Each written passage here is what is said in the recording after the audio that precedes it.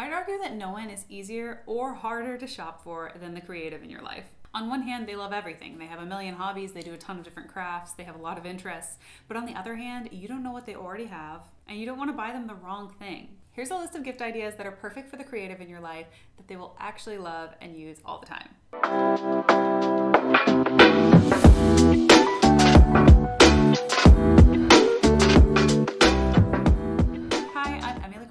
A serial hobby hopper living in Los Angeles, and I know all too well how hard it is to buy gifts for creative people, because I am one of them. Some things seem obvious, like a craft kit or art supplies, but the problem is if they're an experienced crafter, they probably have preferences when it comes to supplies that you don't know about. But I have a few ideas that I think are a pretty safe bet. First is a canvas lamp.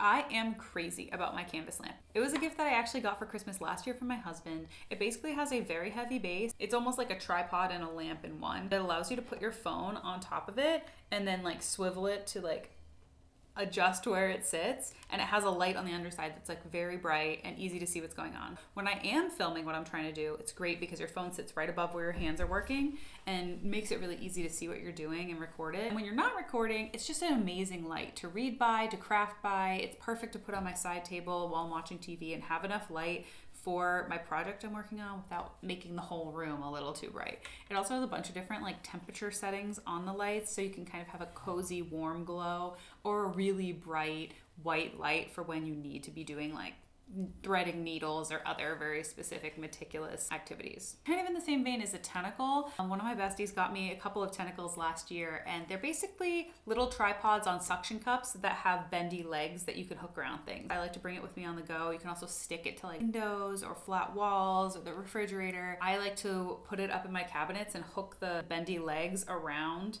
the center part of my cabinet so I can record what's going on my countertops when I'm making bread or baking cookies and things like that. So if they ever like to record what they're doing, a Tenikle or a canvas are both amazing options. Now, if your loved one is anything like me, they love to have a little drinky drink while they are working on their project, but because they get so absorbed into what they're doing, they'll forget about their mug until it is cold. That's why I think a mug warmer is an amazing idea. You can just set it on your desk, have it keep your drink exactly the temperature you wanted it to be, and it's always right there ready to go whenever you take a break from what you're working on. It's also great for readers or for work. There's really no shortage of use cases for a mug warmer. Even if they happen to already have one, you could always use an extra in a different room or bring to work. The great thing about creative people is they're really never done learning new skills. So if you know of a skill that either your friend or family member has been wanting to try, or just that you know they haven't tried yet, get them a class. Personally, I would be thrilled to receive a pottery class, a paint and sip, any kind of a sewing class or fiber arts class, or even just a gift card to one of those crafting cafe type things where you can go pick whatever project you're going to work on that day. They will absolutely love that almost no matter what, especially if you can do it together. This one might just be me, but I feel like you can never go wrong with a pair of nice scissors. Whether those are fabric shears or just regular house scissors, you never realize how much crappy scissors are making your life harder until you get a really nice pair of scissors and they cut through everything like butter. So if your loved one's been using regular scissors and you can go get them a nice sharp pair of Fiskars, they will love it. They might open it and be like, why? But once they start using it, they're gonna be like, hell yeah. I don't think it's a bad idea to get a crafty person more supplies for the crafts they frequently do, but you do need to know a few things. First of all, what are their preferred brands? For me, if I'm gonna get embroidery materials, I want DMC floss.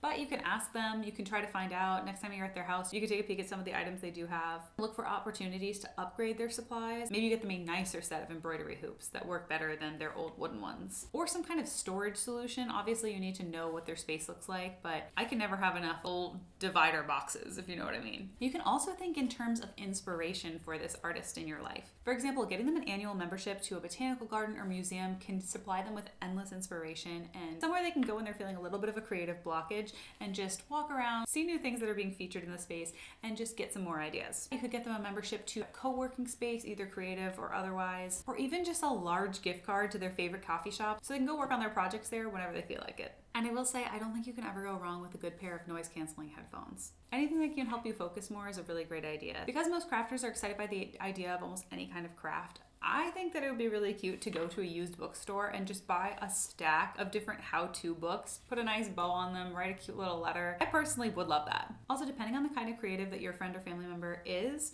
you might want to consider getting them an annual subscription to something like Canva, Premiere, Inkscape, Photoshop, Final Draft if they're a script writer. Find out what kind of technology they use for their projects and get them a gift card so that they don't have to worry about paying for the next year, or at least a month or two. A gift card to a craft store would never hurt either. Of course, the most important thing is just showing that you care. Even if you don't pick out the perfect gift, showing that you put some thought and effort into it will mean everything to them. Check back for new videos every single week, and thank you so much for watching. Bye!